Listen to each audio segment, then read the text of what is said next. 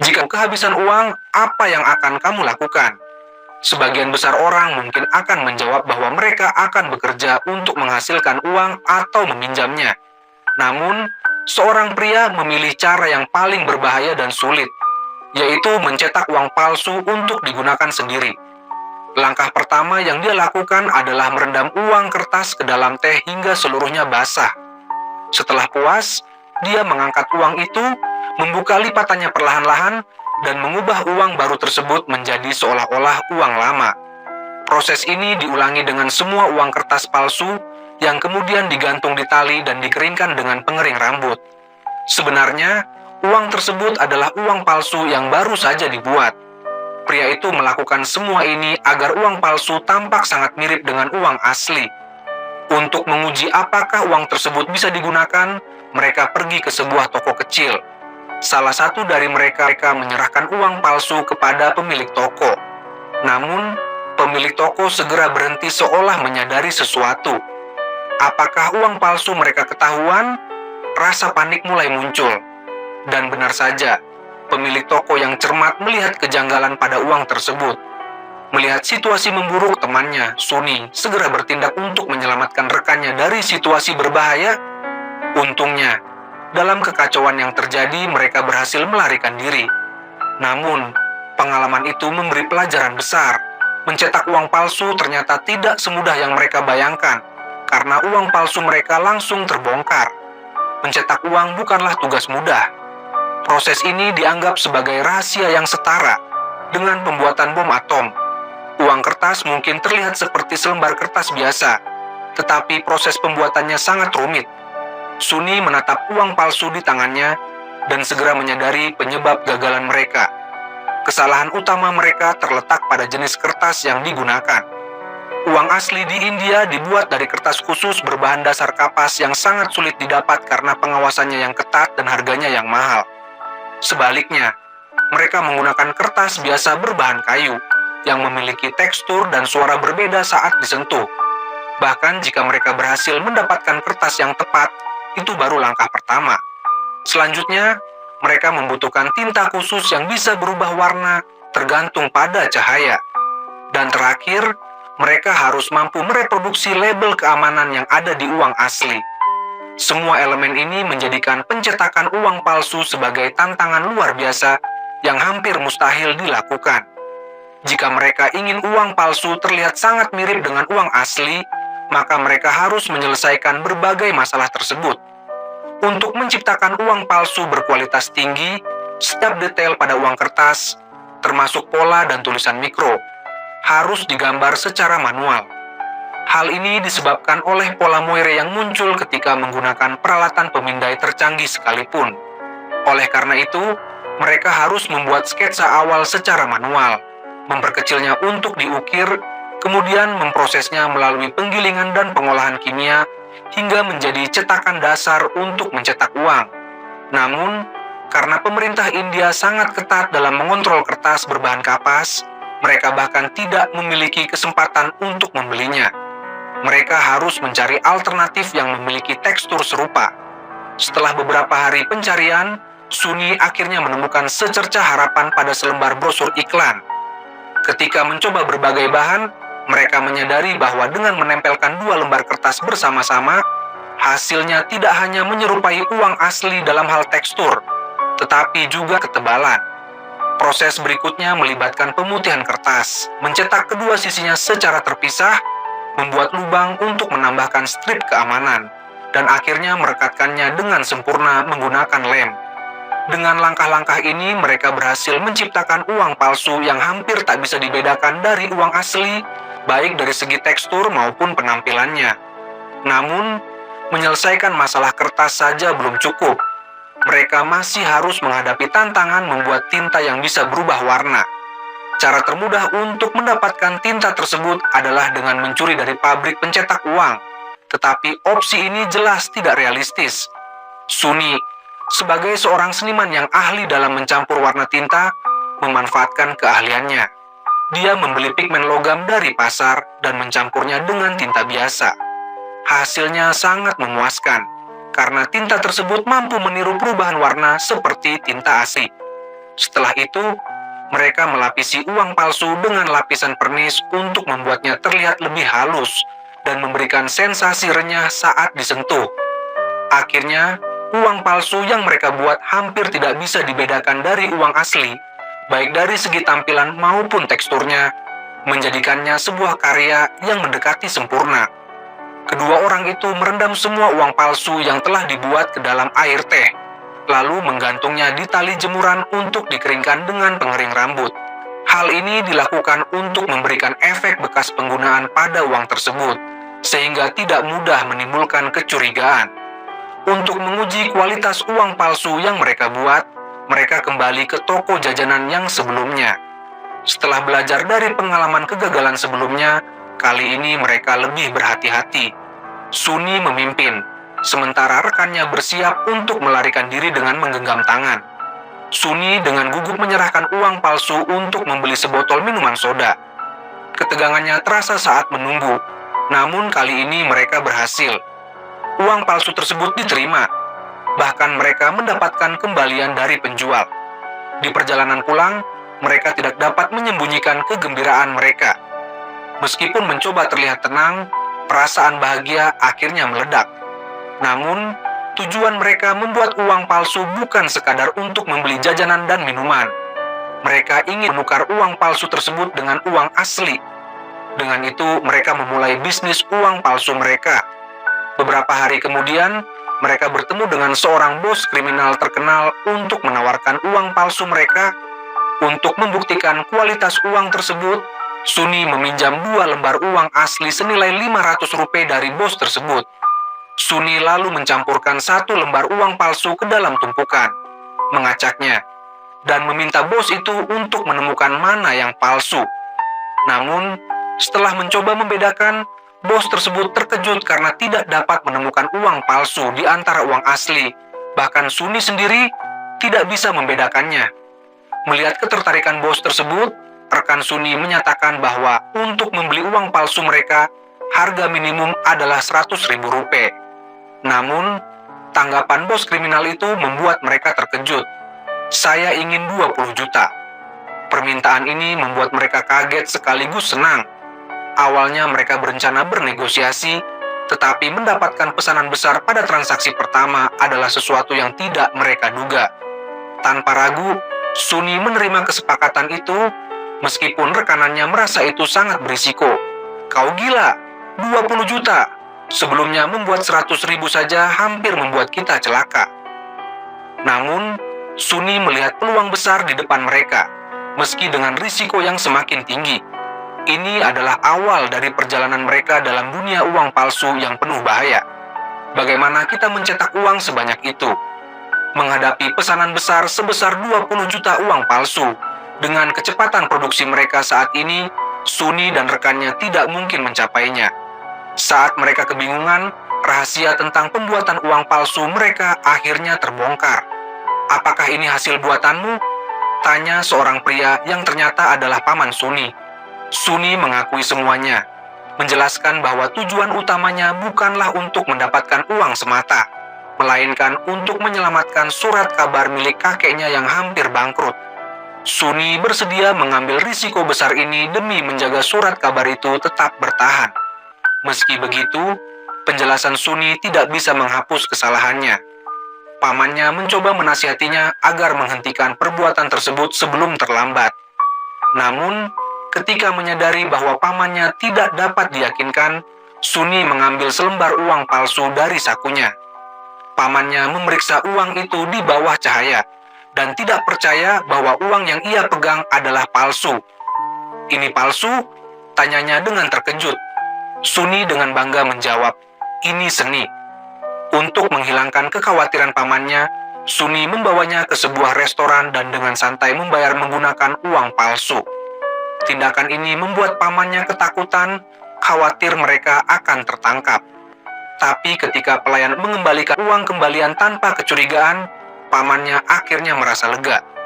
Untuk mencetak uang palsu dalam jumlah besar, mereka membutuhkan mesin cetak cepat, plat cetak yang lebih besar, dan bahan lainnya seperti pernis, gulungan kertas berukuran besar, setidaknya 50 kg tinta, pemotong kertas dengan mesin baru, dan pengering untuk mengeringkan uang palsu. Dengan bimbingan pamannya, mereka berhasil menyiapkan semua yang diperlukan kecuali satu bahan penting, kertas berbahan dasar kapas untuk mencetak uang palsu. Sayangnya, kertas semacam itu berada di bawah pengawasan ketat pemerintah India, sehingga hampir mustahil untuk membelinya secara legal. Namun, ketika mencoba mendapatkan kertas itu, mereka harus menghadapi lebih banyak tantangan, termasuk menjawab pertanyaan mencurigakan dari pedagang gelap. "Siapa namamu? Mengapa kamu membutuhkan kertas ini?" Suara lantang dari seseorang mengejutkan Suni dan rekannya saat mencoba membeli kertas secara ilegal. Betapa sulitnya mendapatkan kertas berbahan kapas, bahkan membeli pesawat terasa lebih mudah dibandingkan ini. Di tengah kebuntuan, Suni dan rekannya mendapatkan ide gila. Jika mereka tidak bisa membeli kertas secara resmi, kenapa tidak mencurinya saja? Ya, mereka memutuskan untuk merampok pabrik kertas. Namun, rencana mereka tidak bisa dilakukan sembarangan. Suni menjelaskan, "Jika kita hanya mencuri satu jenis kertas, itu akan mencurigakan. Mereka akan tahu tujuan kita. Kita harus mencuri banyak jenis kertas agar terlihat seperti perampokan biasa." Dengan sedikit waktu yang tersisa, mereka berhasil mendapatkan bahan yang dibutuhkan dan segera kembali ke surat kabar untuk mencetak uang palsu sebelum tenggat waktu pengiriman esok dini hari. Dengan kerja keras, Suni dan rekannya menyelesaikan pesanan senilai 20 juta uang palsu tepat waktu. Untuk merayakan keberhasilan ini, Suni memutuskan mengundang pacarnya yang telah 2 tahun bersamanya untuk makan malam di restoran mewah. Sebelumnya, dengan gaji bulanannya yang hanya 9.000 rupiah, Suni tidak pernah mampu membawa pacarnya ke tempat seperti ini. Namun, malam itu berbeda. Ia ingin memperlakukannya dengan istimewa. Sayangnya, momen perayaan itu berubah menjadi kehancuran. Di tengah makan malam, pacarnya tiba-tiba berkata, "Aku akan segera menikah." Suni terkejut dan bertanya, "Dengan siapa?" Tapi respons pacarnya yang dingin, "Apakah itu penting?" menghancurkan hati Suni. Ternyata selama ini pacarnya tidak pernah mengakui hubungan mereka kepada orang lain. Bahkan orang tua pacarnya tidak tahu Suni ada dalam hidup putri mereka. Sang pacar melihat Suni sebagai orang miskin yang tidak layak untuk masa depannya. Kata-kata dingin dari pacarnya menusuk Suni layaknya duri es yang jatuh satu persatu dari atap di musim dingin. Setiap kata itu menghancurkan sisa-sisa harga dirinya yang rapuh. Meski demikian, Suni merasa bahwa dirinya terlalu banyak berhutang pada pacarnya. Jika ini adalah keputusan yang diambil oleh pacarnya, maka tidak ada gunanya mencoba mempertahankan hubungan mereka. Suni memutuskan untuk berpisah dengan damai, dan malam itu menjadi makan malam terakhir mereka bersama. Untuk menjaga harga dirinya, Suni bersikeras membayar tagihan makan malam tersebut. Namun, saat memeriksa dompetnya, ia menyadari bahwa uangnya tidak cukup. Dalam kebingungan, Suni mengambil uang palsu yang ia buat sendiri dari saku lainnya dan menggunakannya untuk membayar.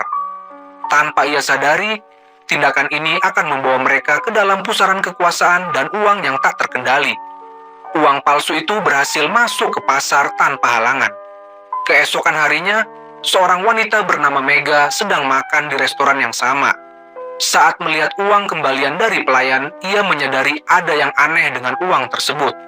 Namun, alih-alih melapor ke pelayan, ia pergi ke meja kasir dan membeli semua uang palsu yang ada. Mega dengan cepat kembali ke kantornya dan memasukkan uang palsu itu ke dalam mesin pendeteksi uang. Anehnya, mesin itu tidak mendeteksi apapun yang salah. Bahkan setelah dicoba berulang kali, hasilnya tetap sama. Teman-teman kantornya pun kebingungan. Jika uang itu benar-benar palsu, maka itu berarti uang tersebut dapat lolos dari semua sistem deteksi uang palsu di India. Hal ini akan membuat sistem deteksi uang palsu di negara tersebut menjadi tidak berguna. Untuk menemukan celah pada uang itu, mereka memeriksa dengan cermat di bawah mikroskop, tetapi tidak menemukan cacat sedikit pun. Mereka bahkan mulai meragukan bahwa uang tersebut palsu, hingga mereka mencoba merendamnya dalam alkohol. Barulah rahasia uang itu terungkap. "Tidak heran," kata Mega, "aku tahu ini adalah uang palsu type sandwich." Temannya bertanya, "Kamu tahu apa artinya ini?" Mega menjelaskan bahwa uang itu bukan hasil produksi organisasi besar. Para pembuatnya tidak memiliki sumber daya atau infrastruktur yang kuat. Mereka hanya menggunakan mesin cetak biasa dan mengandalkan keterampilan teknis yang luar biasa untuk menciptakan uang palsu ini. Benar, tim kecil yang terdiri dari Suni dan dua temannya berhasil mengguncang seluruh sistem deteksi uang palsu di India. Uang palsu buatan mereka begitu berkualitas hingga menarik perhatian berbagai kelompok bawah tanah. Bahkan, beberapa anggota parlemen pemerintah India tidak bisa menahan diri untuk membeli uang palsu dari mereka. Salah satu anggota parlemen meminta uang palsu senilai 200 juta rupiah untuk mendanai kampanye pemilu yang akan datang. Suni tanpa ragu menerima permintaan tersebut. Namun, ketika mereka sibuk mencetak uang palsu hingga larut malam, sebuah mobil polisi tiba di depan pabrik cetak mereka. Ternyata, Mega masih menyelidiki kasus uang palsu ini dan bekerja sama dengan polisi setempat untuk memeriksa setiap pabrik cetak di sekitar restoran tempat uang palsu pertama kali ditemukan. Kini, pabrik cetak Suni adalah satu-satunya yang tersisa. Melihat kedatangan polisi, mereka langsung panik. Mereka tahu bahwa mematikan mesin sekarang akan memakan waktu lama untuk menyalakannya kembali, sementara uang palsu harus selesai dicetak keesokan harinya. Suni mengambil keputusan untuk menyelesaikan pencetakan dalam 15 menit terakhir sebelum mematikan semua lampu. Berharap polisi mengira pabrik tersebut telah tutup. Namun, situasi menjadi semakin rumit ketika polisi menelepon paman Suni, yang secara refleks menjawab panggilan itu. Suni berbisik agar pamannya menjauh agar suara mesin tidak terdengar. Polisi meminta paman Suni untuk segera datang ke lokasi untuk pemeriksaan. Jika tidak tiba dalam 5 menit, polisi akan mendobrak masuk. Paman Suni setuju untuk pergi, namun ia memberi isyarat kepada Suni dan temannya untuk menyembunyikan semua uang palsu dan menyelesaikan pekerjaan mereka. Ia berencana keluar melalui pintu belakang untuk mengulur waktu dengan polisi. Namun, saat paman Suni sedang berbicara dengan polisi di luar, Mega tiba-tiba mendekati pintu pabrik. Ketika mesin mencetak uang terakhir selesai, Suni segera mematikan semua listrik di pabrik. Namun, Mega tetap mendengar suara-suara dari dalam. Ia bertanya, apakah mesin di dalam masih menyala? Polisi yang berada di tempat kejadian mulai curiga dan meminta paman Suni untuk segera membuka pintu guna memeriksa apa yang sebenarnya terjadi. Ketika pintu pabrik dibuka, kedua saudara itu berhasil menyembunyikan semua uang palsu tepat pada waktunya. Polisi yang masuk untuk memeriksa tidak menemukan sesuatu yang mencurigakan. Namun, Mega bertanya apakah mereka sudah memeriksa tempat sampah. Sayangnya, polisi lupa memeriksa di sana dan tempat sampah tersebut berisi sisa uang palsu yang dibuang hari itu. Melihat Mega perlahan mendekati tempat sampah, Suni merasa panik. Dengan hati-hati, dia mengambil sebuah kunci pas dan mengikuti Mega dari belakang. Suni siap bertindak jika Mega menemukan uang palsu tersebut. Namun, tepat sebelum Mega membuka tempat sampah, ponselnya berdering. Suni segera bersembunyi di balik pilar, menunggu kesempatan. Pada saat yang sama, polisi yang datang bersama Mega juga menerima telepon dari atasan mereka. Rupanya, tindakan penyelidikan diam-diam terhadap pabrik tersebut telah diketahui oleh pejabat tinggi. Atasan mereka sangat marah dan memerintahkan untuk segera menghentikan investigasi. Mega, yang kena teguran, langsung meminta polisi untuk pergi meninggalkan lokasi. Suni dan timnya akhirnya berhasil lolos dari situasi tersebut. Namun, mereka tidak punya waktu untuk bersantai. Suni dan tim segera mengepak uang palsu untuk diserahkan kepada pelanggan. Keesok harinya, mereka membawa uang itu dengan mobil menuju negara bagian tetangga. Tantangan berikutnya adalah melewati pos pemeriksaan di perbatasan. Karena India memiliki sistem pemerintahan federal, setiap wilayah memiliki pos penjagaan dengan polisi bersenjata, menjadikan perjalanan ini sama berisikonya seperti melintasi perbatasan negara. Seperti yang diduga, mereka dihentikan di pos pemeriksaan. Setelah memeriksa identitas Suni dan rekannya, polisi meminta mereka turun dari mobil dan membuka pintu belakang untuk pemeriksaan. Dengan enggan, Suni membuka salah satu kotak. Saat polisi melanjutkan pemeriksaan, Suni dengan sengaja menjatuhkan salah satu kotak ke samping, menarik perhatian polisi. Ketika polisi memeriksa kotak itu, mereka hanya menemukan beberapa botol minuman keras. Polisi kemudian bercanda tentang kotak itu yang tampak seperti buku telepon, menyiratkan bahwa Suni mungkin menggunakannya untuk menelepon saat mabuk. Suni dengan tenang mengalihkan perhatian polisi dan berhasil lolos tanpa insiden lebih lanjut. Siapa sangka polisi setempat begitu bersemangat membantu. Mereka tidak hanya menyimpan sementara uang yang ditemukan di saku Suni dan 6 botol minuman keras, tetapi juga dengan mudah mengizinkan mereka melewati pos pemeriksaan. Setelah berhasil mencapai lokasi pengiriman, transaksi berjalan lancar, uang asli diterima di satu sisi, dan uang palsu diterima di sisi lainnya. Bisnis ini membawa keuntungan besar, menghasilkan pendapatan sebesar 60 juta rupiah dengan begitu mudah. Namun, kedua orang ini tidak menyadari bahwa tindakan mereka telah menyentuh kepentingan pihak lain. Sebuah organisasi kriminal yang kuat mulai mengincar mereka. Organisasi ini, yang juga terlibat dalam produksi uang palsu, merasa terganggu oleh aktivitas Suni dan rekannya. Produksi besar-besaran uang palsu ini telah menyebabkan setiap 100 lembar uang di India, satu di antaranya adalah palsu. Kualitas uang palsu ini begitu tinggi sehingga sulit dibedakan oleh masyarakat biasa, bahkan mesin pendeteksi uang pun tidak dapat mendeteksi keasliannya. Untuk melawan peredaran uang palsu ini, pemerintah India meningkatkan sistem pendeteksi uang di seluruh negeri. Kini, dengan hanya menggunakan sebuah ponsel, masyarakat dapat dengan mudah memverifikasi keaslian uang. Dalam semalam, uang palsu tersebut kehilangan nilainya dan berubah menjadi kertas tak berguna. Banyak pelaku produksi dan peredaran uang palsu ditangkap, dan semua bukti kejahatan mulai terungkap. Semua petunjuk mengarah pada seorang bernama Mansur. Keadaan ini membuat Mansur kewalahan, dan jika masalah ini tidak segera ditangani, uang palsu yang mereka produksi akan membusuk di gudang, tanpa pernah bisa diedarkan.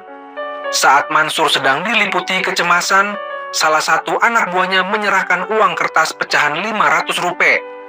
"Ini saya dapatkan dari India," katanya. Mansur pun merasa heran. Apakah ini uang palsu? Dia mencoba memasukkannya ke dalam mesin pendeteksi uang, dan wajahnya langsung menunjukkan ekspresi tak percaya. Uang palsu tersebut berhasil lolos dari mesin pendeteksi yang telah diperbarui. Mansur segera bertanya kepada anak buahnya siapa yang membuat uang palsu itu.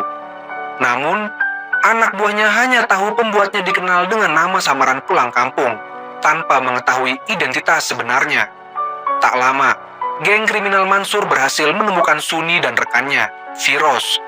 Mereka segera menangkap keduanya untuk dimintai keterangan. Mansur memberikan uang palsu itu kepada Suni dan memintanya menunjukkan kekurangannya. Dengan cepat, Suni menemukan cacatnya. Watermark yang salah, garis pengaman yang bertumpuk, dan kualitas cetakan yang buruk. "Mikrografiknya sangat jelek," kata Suni. Namun, bukannya marah, Mansur malah terkesan dengan keahlian Suni dan menawarkan kerjasama. Dia ingin Suni bergabung dengan timnya untuk mencetak uang palsu, sementara Mansur akan menyediakan dana dan mengatur distribusinya. Meskipun ditawari peluang besar, Suni menolak tawaran itu. Aku sudah berhenti," katanya dengan tegas. Penolakan ini membuat Mansur marah. Dia mengancam Suni dan keluarganya dengan kekerasan. Namun, Mansur kemudian menahan amarahnya dan mengatakan bahwa dia menghargai bakat. Meski begitu, dia menegaskan bahwa Suni tidak akan dibiarkan hidup jika menolak bekerja sama. Akhirnya, Mansur memberikan waktu 3 hari kepada Suni untuk memikirkan tawarannya. Dia bahkan memerintahkan anak buahnya untuk mengantar Suni dan Firoz pulang. Firoz sadar betul bahwa jika mereka menolak, hidup mereka tidak akan pernah tenang. Ancaman dari Mansur adalah sesuatu yang tidak bisa diabaikan begitu saja. Setelah diberi ancaman oleh Mansur, Suni akhirnya setuju untuk bekerja sama.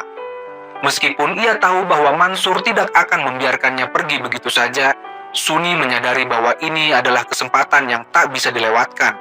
Selama ini, mereka berdua hidup seperti tikus di jalanan, bertahan hidup dengan penghasilan pas-pasan, dan selalu bersembunyi dari bahaya. Jika mereka ingin keluar dari kehidupan yang menyedihkan itu, mereka harus menunjukkan pada dunia bahwa mereka adalah seniman yang luar biasa. Inilah saatnya mereka berjuang untuk hidup mereka sendiri. Tak lama kemudian, keduanya mulai menapaki jalan yang tak bisa diubah. Namun, membuat uang palsu kali ini jauh lebih sulit dibandingkan sebelumnya. Uang kertas Rp2.000 versi baru dari India jauh lebih rumit dibandingkan dengan versi lama. Uang ini memiliki 14 ukuran dan 17 jenis font yang berbeda. Hampir tidak mungkin untuk dipalsukan. Namun, mereka mendapatkan keuntungan dari sumber daya yang dimiliki Mansur. Di pabriknya, mereka memiliki kertas yang persis sama dengan uang asli, serta fitur keamanan yang identik. Bahkan mesin cetak berbasis relief tercanggih pun tersedia di sana. Setelah berbagai percobaan dan penyempurnaan, akhirnya mereka berhasil mencetak uang palsu yang bisa lolos dari mesin pendeteksi. "Apakah kita harus mulai memproduksi dan memasarkannya?" tanya Suni. "Ya, pastikan," jawab Mansur. Dengan berputarnya mesin, satu persatu uang palsu keluar dari roll mesin. Uang palsu ini, dalam arti tertentu, bisa dibilang bukan lagi palsu, melainkan hampir setara dengan uang asli. Mereka berencana untuk mencetak uang dengan total nilai 1.200 miliar rupiah. Namun, mengirimkan uang sebesar itu ke India bukanlah tugas yang mudah. Pada keesokan harinya, Suni menyewa sebuah kapal kargo yang hampir dipensiunkan. Mereka memuat uang itu ke dalam 3 kontainer, yang kemudian dikirimkan melalui jalur laut. Setelah itu, mereka membuang kontainer-kontainer tersebut ke laut satu persatu, hingga seluruh uang palsu hilang di laut. Setelah berhasil membuang semua uang palsu, mereka meninggalkan kapal tersebut. Kapal tanpa awak itu meluncur ke arah pantai yang ramai, seperti anak panah yang terlepas dari busurnya. Ketika kapal kargo itu mendekat ke pantai, banyak orang yang tidak tahu apa-apa langsung mengeluarkan ponsel mereka untuk mengambil foto. Perilaku yang aneh ini segera menarik perhatian polisi. Namun, saat polisi memeriksa kapal tersebut, mereka tidak menemukan tanda-tanda adanya uang palsu. "Tuan, saya sudah menghubungi semua unit. Pihak penjaga pantai, polisi, dan bea cukai mengatakan tidak ada yang mencurigakan di kapal. Semua yang ada di dalamnya hanyalah sampah," lapor seorang petugas. Sementara itu, Suni dan rekan-rekannya kembali ke kapal pada malam hari. Ternyata mereka telah menanamkan pelacak di dalam kontainer yang dibuang ke laut sebelumnya. Setelah kapal tersebut menarik perhatian polisi, mereka menarik semua kontainer kembali ke pelabuhan, dan kemudian mengangkutnya dengan truk ke gudang. Dengan cara ini, mereka berhasil membawa masuk uang palsu bernilai 1.200 miliar rupiah ke dalam negeri. Uang palsu yang mereka cetak bukanlah sembarang uang palsu, karena uang ini dapat dengan mudah lolos dari semua mesin pendeteksi uang di India. Satu-satunya cara untuk membedakannya adalah dengan membakarnya. Polisi kemudian menyebut uang tersebut sebagai super uang palsu. Sebelumnya, polisi sudah menerima informasi yang dapat dipercaya dari seorang informan yang memberitahu mereka bahwa 1.200 miliar rupiah uang palsu akan dikirimkan ke India dari luar negeri. Jika uang palsu ini berhasil beredar di pasar, polisi tahu itu akan menimbulkan kepanikan besar di kalangan masyarakat, bahkan bisa menyebabkan kehancuran ekonomi negara. Namun, polisi tidak tahu bagaimana kelompok kriminal ini akan mengirimkan uang palsu tersebut ke India, sehingga mereka harus memperketat pengawasan di semua jalur masuk yang mungkin. Ternyata, langkah pengawasan yang ketat ini berhasil. Polisi berhasil menyita sejumlah besar uang palsu. "Tuan, kami berhasil menyita 20 juta rupiah, di Bandara Mumbai 40 juta rupiah, dan di bandara lainnya 2,4 juta rupiah, lapor seorang petugas. Dalam waktu 48 jam, polisi berhasil menemukan banyak uang palsu. Tetapi jika dibandingkan dengan 1.200 miliar rupiah yang mereka duga akan beredar, itu hanya sebagian kecil dari jumlah yang lebih besar. Kepala polisi dengan tajam menyadari bahwa pasti ada sesuatu yang terlewatkan. Dia mulai bertanya-tanya apa yang hilang. Pada saat itu, Mega menemukan kejanggalan. Mega kemudian membawa sebuah mesin pendeteksi uang dan memasukkan selembar uang palsu yang baru saja disita. Begitu mesin itu beroperasi, terdengar suara alarm yang tajam yang menandakan bahwa uang palsu yang mereka temukan bukanlah super uang palsu. melainkan uang palsu biasa yang dibuat oleh Mansur sebelumnya. Ini semua hanya untuk mengalihkan perhatian kita, kata Mega. Mansur sebenarnya sedang merencanakan pengiriman yang lebih besar. Ternyata seluruh operasi ini adalah trik dari Mansur untuk menipu polisi. Mansur telah menempatkan mata-mata di dalam kepolisian sejak lama dan menggunakan beberapa jalur untuk mengirim uang palsu yang sebelumnya ke India. Tujuan utamanya adalah untuk sengaja membiarkan polisi menemukan uang palsu tersebut, karena semua jalur pengiriman itu sudah diawasi ketat oleh polisi. Namun, untuk berhasil membawa uang palsu yang lebih besar ke India, mereka harus menemukan jalur baru yang lebih aman. Saat itu, Suni menyewa sebuah kapal kargo yang hampir rusak dan mengisi 3 kontainer dengan uang palsu yang akan dikirim. Tetapi ketika kapal itu hampir tiba di India, sebuah telepon mengubah rencana mereka. "Kemana saja, asal jangan ke Pelabuhan Alang," kata suara di telepon. Ternyata kelompok kriminal tersebut sudah mendapatkan informasi tentang pemeriksaan mendadak di pelabuhan, dan pergi ke sana berarti mereka akan terjebak dalam jebakan polisi. Mereka pun memutuskan untuk membatalkan perjalanan dan kembali.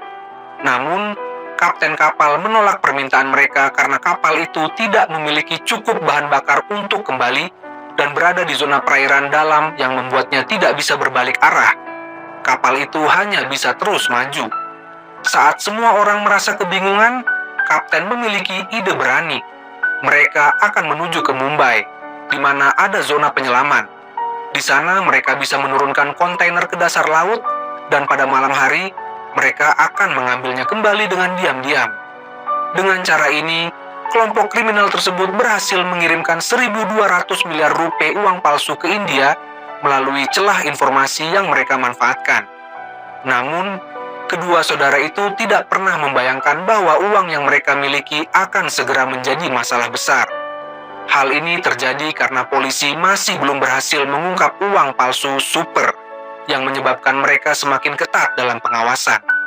Sementara itu, banyak calon pembeli uang palsu menjadi ragu dan tidak berani bertindak gegabah. Akibatnya, uang palsu senilai 1.200 miliar itu terus menumpuk di gudang tanpa ada yang membeli. Mansur pun merasa sangat marah melihat uang tersebut tidak terjual. Kemudian, kabar berikutnya membuat Mansur semakin murka. Ternyata di dalam kelompoknya, polisi berhasil menemukan seorang mata-mata yang menyusup. Tanpa ragu, Mansur langsung menghabisi pengkhianat tersebut. Suni dan 2 rekannya sangat terkejut melihat kejadian tersebut. Mereka tidak bisa mempercayai betapa kejamnya Mansur, yang tanpa mempertimbangkan apapun langsung menghukum mati anak buahnya yang sudah lama bekerja dengannya. Mansur menjelaskan bahwa peraturan adalah peraturan, dan jika seseorang gagal, maka dia harus menanggung akibatnya. Mansur kemudian menekan mereka untuk segera menjual uang palsu tersebut. "Kapan kalian akan bisa menjual semuanya? Barang ini harus segera keluar dari pasar," kata Mansur dengan tegas. Suni tahu betul bahwa jika mereka gagal, nasib mereka tidak akan jauh berbeda dengan pengkhianat itu. Namun, mereka harus memikirkan cara untuk menjual uang palsu tersebut tanpa menarik perhatian polisi. Mereka mencoba berbagai cara untuk memasukkan uang palsu ke dalam pasar. Namun menjual 1.200 miliar adalah tugas yang sangat sulit. Saat itulah mereka menerima telepon yang membawa harapan baru.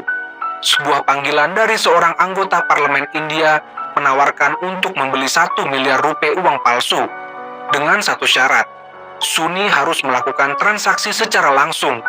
Pada saat yang kritis ini, polisi sedang gencar menginvestigasi peredaran uang palsu. Jika mereka terburu-buru untuk mengirimkan uang dalam jumlah besar, itu bisa memicu kewaspadaan polisi. Di satu sisi ada tekanan dari Mansur, sementara di sisi lain ada risiko tertangkap. Tanpa ragu, Suni memilih untuk menghadapi risiko tertangkap. Keesokan harinya, Ayah dan rekannya berangkat menuju tempat transaksi. Namun, mereka tidak menyangka bahwa ini adalah jebakan yang dibuat oleh polisi. Tujuan dari pertemuan langsung tersebut adalah untuk menangkap mereka berdua. Saat mereka baru menyadari hal tersebut, sudah terlambat, karena polisi sudah mengepung area parkir tempat mereka berada. Untungnya, Suni tetap tenang dan berhasil meloloskan diri sementara waktu. Mereka menggunakan truk pengangkut yang sudah disiapkan sebelumnya untuk bersembunyi. Namun saat mereka hendak meninggalkan tempat parkir, polisi menghentikan mereka. "Apa yang kalian lakukan di sini?" tanya polisi. Suni mencoba menjelaskan, "Kami dari perusahaan pembersihan." Namun polisi menemukan kendaraan mereka kosong, dan mereka menyadari bahwa kedua orang tersebut pasti sudah mengganti mobil. Meski berhasil keluar dari parkiran, polisi terus mengejar mereka tanpa henti.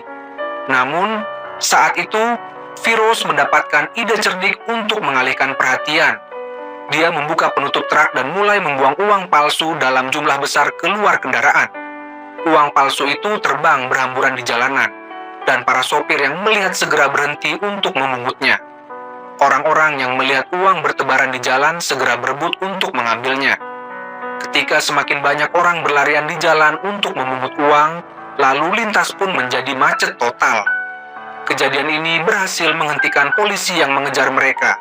Namun saat itulah Suni secara tidak sengaja mengemudikan mobil terlalu cepat dan menabrak pembatas jalan.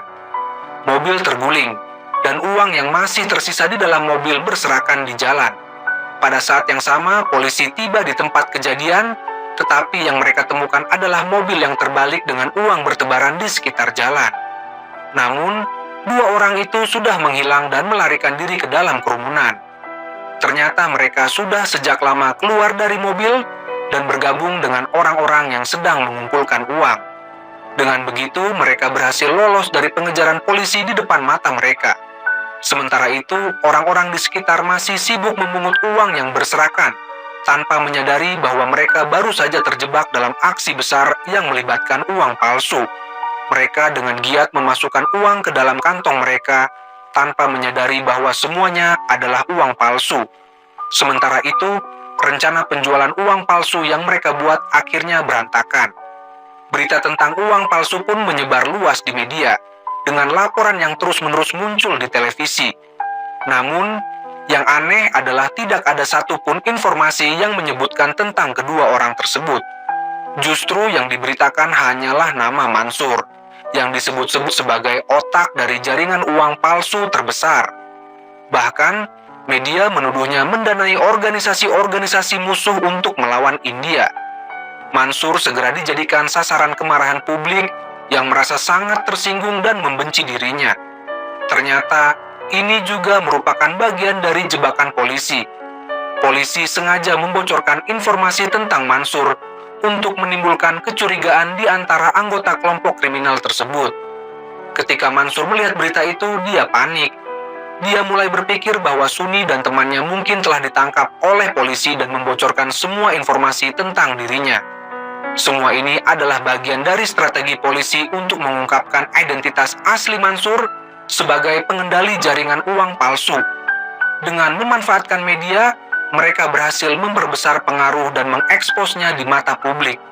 Sementara itu, Suni yang masih merasa dirinya memiliki nilai bagi Mansur, berpikir bahwa dia bisa memanfaatkan Mansur untuk menghindari masalah. Dia yakin bahwa Mansur bisa membantu mereka keluar dari masalah besar ini. Oleh karena itu, Suni menghubungi anak buah Mansur untuk bertemu. Namun, mereka tidak tahu bahwa setelah berita tentang uang palsu itu tersebar, Mansur sudah merencanakan untuk menyingkirkan keduanya. Karena bisnis uang palsu Suni yang sudah terbongkar, Mansur merasa tidak ada alasan untuk terus bekerja sama dengan mereka. Kita tidak bisa lagi mengambil risiko ini, pikirnya. Saat anak buahnya bersiap untuk menghabisi Suni dan temannya, tiba-tiba terdengar suara motor dari jauh. Ternyata Suni sudah mempersiapkan langkah antisipasi. Sebelum naik mobil, dia sudah menyalakan pelacak ponselnya, dan jika terjadi bahaya, dia bisa memanggil teman-temannya untuk membantu.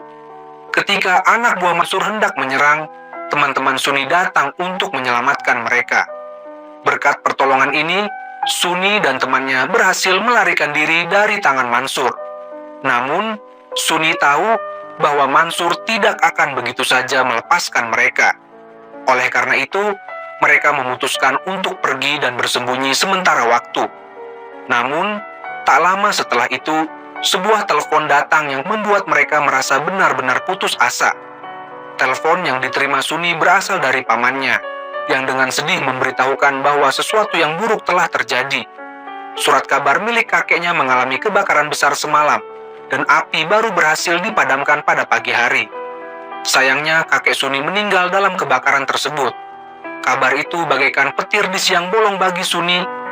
Kakeknya adalah orang yang paling dia cintai di dunia, dan sejak awal, alasan Suni terlibat dalam peredaran uang palsu adalah untuk memastikan bahwa kakeknya dan surat kabar yang telah menghidupinya sejak kecil bisa bertahan hidup. Namun kini, semua itu telah musnah. Yang lebih membuatnya marah adalah kenyataan bahwa Mansur, orang yang bertanggung jawab atas kebakaran dan kematian kakeknya, telah memanfaatkan kelemahan mereka. Kakek Suni selalu menjadi titik lemah bagi Suni dan temannya. Dan kini, setelah kakek mereka terbunuh, kemarahan Suni mencapai puncaknya. Keesokan harinya, Suni menginstruksikan Firouz untuk menunggu di stasiun untuk menemuinya. Tujuan utamanya jelas, untuk mencari Mansur dan membalas dendam. Firouz mengerti apa yang Suni rencanakan dan siap mendampinginya. Namun Suni menolaknya. Mereka harus memastikan ada satu orang yang bisa bertahan hidup untuk merawat pamannya. Setidaknya salah satu dari mereka harus selamat. Setelah Firouz pergi, Suni mengambil senjata dan mempersiapkan diri untuk menghadapi Mansur. Dia menyusup ke pabrik uang palsu milik Mansur dan mulai menembak satu persatu untuk menyingkirkan anak buahnya. Akhirnya, Suni berhasil menangkap paman Mansur dan membuka pintu brankas yang menyimpan uang palsu senilai 1.200.000.000. Ketika Suni baru saja memasuki brankas, ponsel paman Mansur berdering. Ternyata, itu adalah telepon dari Mansur. Suni tidak ragu-ragu untuk mengangkatnya. Begitu Mansur melihat siapa yang mengangkat telepon, dia langsung panik. Suni tidak membuang waktu, meletakkan ponselnya di tempat yang tepat, kemudian mengambil bensin untuk menyiapkan siaran langsung yang menakutkan. Mansur yang melihat Suni berniat membakar semua uang palsu itu pun segera memohon agar Suni tetap tenang. Dia berkata bahwa kematian kakek Suni hanyalah sebuah kecelakaan. Mansur mengaku bahwa tujuannya adalah hanya untuk membakar surat kabar dan memberikan pelajaran kepada Suni. Tetapi tanpa sengaja kebakaran tersebut malah menyebabkan kematian kakek Suni. Suni hanya diam, menyaksikan dan mengendalikan kemarahannya. Semua kemarahan yang dia rasakan kini berubah menjadi tindakan. Dia mulai menyemprotkan bensin ke seluruh uang palsu yang ada di brankas itu. Melihat bahwa Suni tidak terpengaruh oleh ancamannya, Mansur mulai mengeluarkan ancaman baru. Namun, Suni kini sudah berubah. Dia menjadi sosok yang tak terbendung, seperti dewa yang membunuh dewa atau Buddha yang membunuh Buddha. Dengan tegas, Suni mengucapkan kalimat yang penuh keberanian. Apapun yang kamu lakukan, dimanapun kamu sembunyi, aku akan menemukanmu dan membalaskan kematian kakekku dengan tanganku sendiri. Setelah itu, dengan sikap santai, dia melemparkan korek api ke arah tumpukan uang palsu yang ada di brankas. Seketika itu juga, seluruh 1.200 miliar uang palsu yang ada di gudang itu terbakar habis menjadi abu. Namun, perjalanan Suni belum berakhir. Dia kini memasuki jalur balas dendam yang sesungguhnya. Suni memulai perjalanan panjang untuk menghancurkan orang-orang yang bertanggung jawab atas kematian kakeknya dan kejahatan yang telah mereka lakukan. Dan cerita pun berakhir